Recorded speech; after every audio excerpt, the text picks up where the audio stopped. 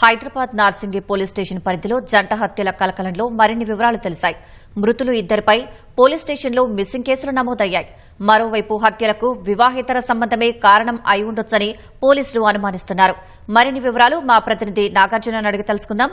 నాగార్జున, చెప్పండి, పుప్పాలగూడ జంట హత్యల కేసు విచారణ పురోగతి ఎంతవరకు వచ్చింది?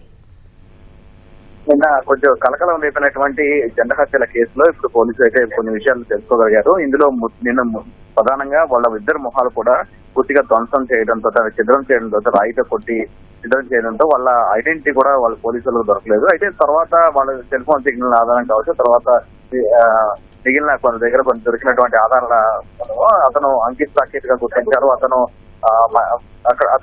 ఇతర రాష్ట్రానికి చెందినట్లుగా గుర్తించారు. ఆమె కూడా ఛత్తీస్గఢ్ రాష్ట్రానికి చెందినటువంటి మహిళగా గుర్తించారు. ఆమె పేరు బిందు అని తెలిపారు. అయితే ఈ ఇద్దరికి మధ్య వివాహిత సంబంధం ఉండడం వల్ల ఈ హత్యకు కారణమైందని ప్రధానంగా పోలీసులు అనుమానిస్తున్నారు. ఎందుకంటే వనస్థలిపురంలో ఉన్నటువంటి వనస్థలిపురంలో ఈమె బిందు నివాసం ఉంటుంది. ఈ నెల 3వ తేదీన ఇంటి నుంచి బయటకు వచ్చింది. ఆమెకి 3 పిల్లలు ఉన్నారు అని వాళ్ళు కుటుంబ సభ్యులకు ఫిర్యాదు చేశారు. వనస్థలిపురం పోలీసులలో 4వ తేదీ కేసు నమోదు చేసి దర్యాప్తు చేశారు. మరోవైపు ఇక్కడ నానక్రాంగూడలో ఉన్నటువంటి ఇతను పుత్రుడు ఎవరైతే అంకిత్ సాకేత్, అతను కనిపించడం లేదంటూ అతని బంధువు, అంటే అతనితో పాటు రూమ్ లో ఉండేటువంటి బంధువు కూడా గచ్చిబౌలి పోలీసులు ఫిర్యాదు చేశారు. ఆ కేసులో అంటే తన 8వ తేదీ నుంచి కనిపించడం లేదని ఫిర్యాదు చేశారు. అయితే పోలీసులు నిన్న చెప్పినటువంటి 11వ తేదీ నుంచి కనిపించలేదని సమాచారం ఆయన పోలీసులకు ఇచ్చారు. అయితే నిన్న పోలీసులు చెప్పినటువంటి వివరాల ప్రకారం 8వ తేదీ ఆయన ఎవరైతే అంకిత్ సాకేత్ ఉన్నారో బిల్లుని వనస్థలిపురంలో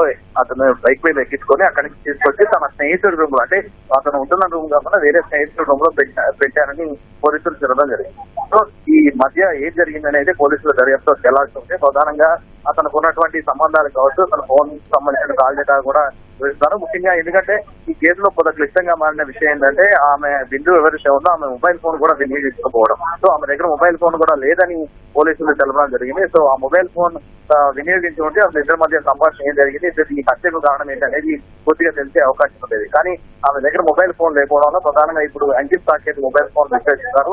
ఆ విశ్లేషణలో భాగంగా అతను ఎవరు హత్య చేశారు, తెలిసిన వాడు హత్య చేశారా లేకపోతే ఇతర ఎవరైనా వ్యక్తి హత్య చేశారని తెలియాల్సి ఉంది. ఎందుకంటే వీళ్ళిద్దరికి మధ్య పరిచయం ఎలా జరిగింది, ఎందుకంటే మొబైల్ ఫోన్ కూడా లేదు కాబట్టి ఒకళ్ళు మధ్యప్రదేశ్ కు చెందినటువంటి అంకిత్ సాకేత్ ఉన్నారు, సాకేత్ చెందిన బిందు ఏమో ఛత్తీస్గఢ్ రాష్ట్రానికి చెందిన వాళ్ళు. ఇద్దరు ఎక్కడ పరిచయం ఏందనే విషయాలు ప్రధానంగా ఈ హత్యకు కారణమైన వ్యక్తులు దొరికితేనే ప్రధానంగా విషయాలు తెలిసే అవకాశం ఉంటుందని భావిస్తున్నారు.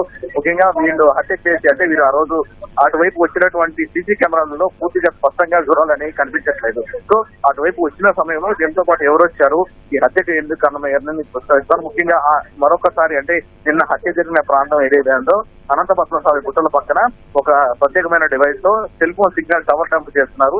సెల్ ఫోన్ సిగ్నల్ లో ఆ రోజు శనివారం రాత్రి హత్య జరిగిందని భావించారు కాబట్టి అప్పుడు ఆ ప్రాంతంలో ఎవరు ఉన్నారు అనేది సెల్ ఫోన్ సిగ్నల్ ఆధారంగా ఆ వ్యక్తులు కనుగొనేందుకు పోలీసులు దర్యాప్తు చేస్తారు. ప్రస్తుతం నార్సింగి పోలీసులు, రాజనగర్ ఎస్ఓటీ పోలీసులు నిందితులు పట్టుకునే వేటలో ఉన్నారు. సీసీటీవీ ఫుటేజ్ అస్పష్టంగా ఉండడం, కొంత వివరాలు కనిపించకపోవడం వల్ల ఈ కేసులో కొంత జటిలమైన చెప్పాలి. సో రేపటిలోగా నిందితులను పట్టుకుంటామని రాజనగర్ పోలీసులు చెప్పడం జరిగింది. ధన్యవాదాలు నాగార్జున.